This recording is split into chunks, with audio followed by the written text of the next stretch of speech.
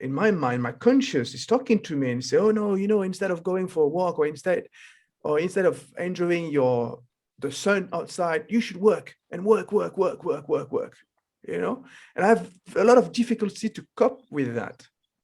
Have you felt the same before? And how did Absolutely. you overcome that?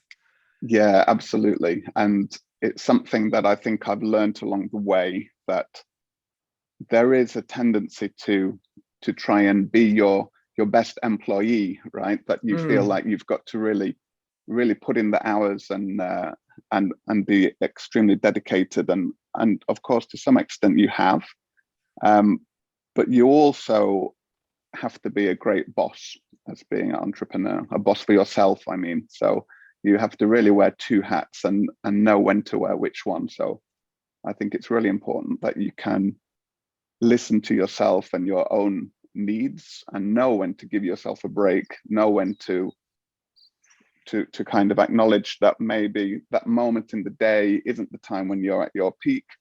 Maybe you're sitting, pushing yourself to achieve something and it's just not working.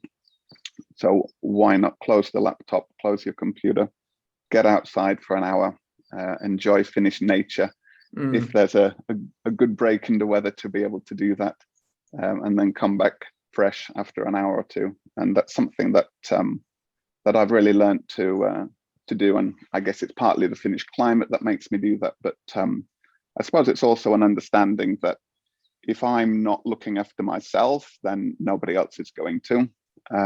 And to be able to achieve, you really need to look after yourself, both physically and mentally. And for me, that means integrating some exercise into my day. So quite often you might try calling me and not get an answer because I've bombed off on my bike for an hour or something Right. like that. So